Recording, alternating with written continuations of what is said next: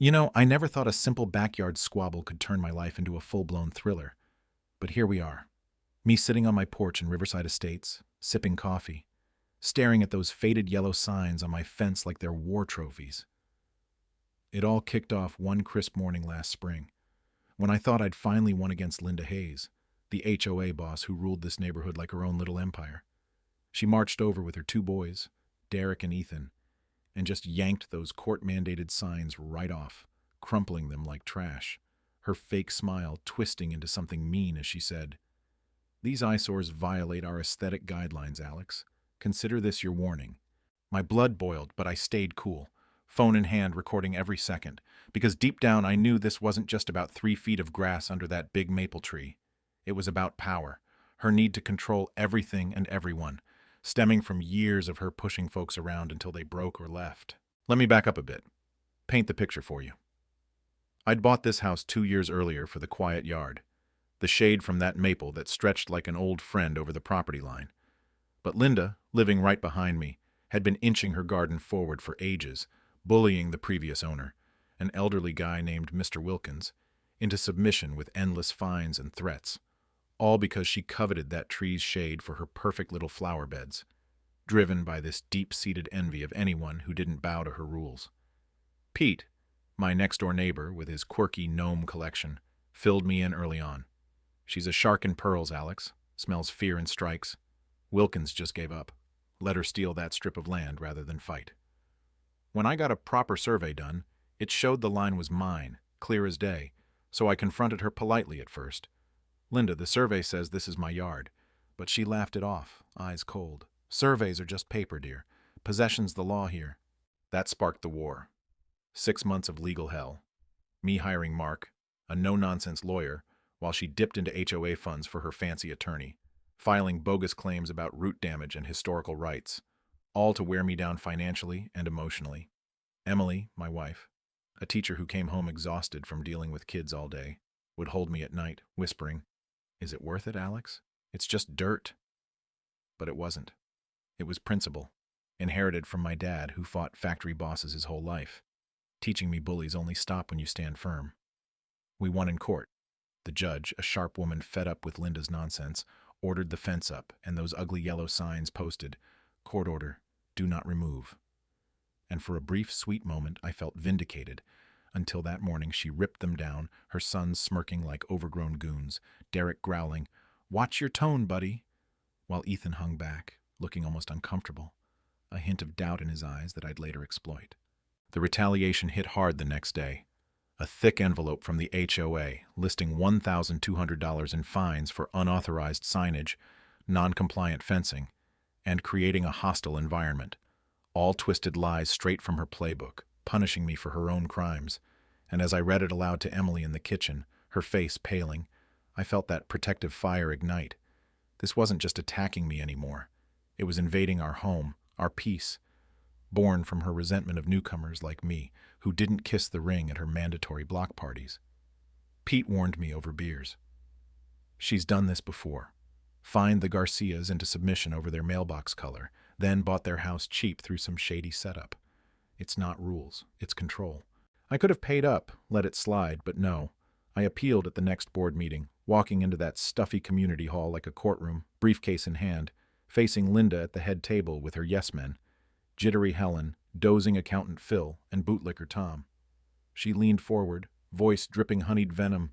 "Mr. Johnson, care to explain your violations before we uphold these fines?" I stood tall, pulling out the photo of her nails clawing at the sign. "First off, Linda, this shows you destroying court-ordered property yourself." Then the judge's ruling, reading it slow. "The defendant shall erect the fence and post notices for 90 days. Gasps rippled through the room as I hammered home.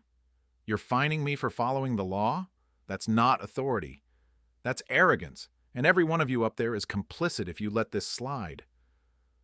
Linda's face flushed crimson, slamming the table. "Outrageous! Our bylaws reign here." But I shot back, voice rising like thunder.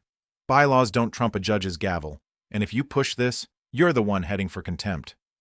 I stormed out, her parting shot echoing, "You'll regret crossing me, Alex." But I'd cracked her facade, planted seeds of doubt in the neighbors' minds, turning her petty empire into a powder keg. That's when she went nuclear, serving me a lawsuit a week later. Defamation for my board rant, emotional distress, even trying to overturn the original ruling, claiming I'd misled the court, all to bankrupt me with fees, her desperation clear now, fueled by fear that my pushback might inspire others to question her endless special assessments for pool repairs that never happened, parking lots still cracked after years. Sitting on the steps with those papers, gut churning, Pete ambled over. That's her kill shot. Did it to the Lopez's over a satellite dish. Drained 'em dry till they sold out cheap. She pockets the dues, Alex. Lines her own nest. His words clicked. This wasn't just bullying. It was theft, embezzlement masked as HOA business, her lavish trips in Derek's downtown pad funded by our money. And with the suit, she'd handed me discovery rights, a legal crowbar to pry open her secrets. I called Mark, rejecting his settlement advice. No way we're countersuing for harassment, demanding every record for a decade. And we dove in, boxes of messy financials turning our dining room into a detective's lair. Emily by my side spotting ghost payments to Elite Estate Services, a shell company under Linda's old maiden name, funds siphoned for her SUV, vacations, even rent on Derek's luxury apartment. Digging deeper, we unearthed Derek's juvenile fraud record. He was no innocent muscle, fully in on the grift. But then the emails. Ethan, briefly HOA secretary, questioning those payments. Mom, where's the contract for Elite? Fees seem off. Her reply sharp as a knife. Drop it. Or else. Shutting him down cold, revealing him not as complicit but trapped. A reluctant pawn in her web, driven by family loyalty, twisted into fear. That revelation shifted everything. My hot-headed urge for payback cooled into strategy. I needed an inside edge, so I bumped into Ethan at the park basketball court, folder in hand, laying it out calm. Your mom's stealing, Ethan. Here's the proof. Funds to her company, paying Derek's rent. The DA's circling, and she'll throw you under to save herself. He slumped on the bench, face ashen, whispering, What do you want? And I offered the lifeline. Testify, save yourself. You tried to flag it once. Honor that spark. Torn between blood and survival, he nodded. Fine, I'll talk. His betrayal, born from years of her dominance, crushing his doubts. The climax hit in court a week later, Mark dropping the bomb. Your Honor, we have a new witness, Ethan Hayes. Linda whipping around, eyes bulging in horror, screeching, You traitor! As Derek lunged at me, roaring, bailiffs piling on him in a chaotic tangle. The judge gaveling for order while Linda crumbled into sobs, her empire imploding in real time as Mark announced the criminal probe for fraud.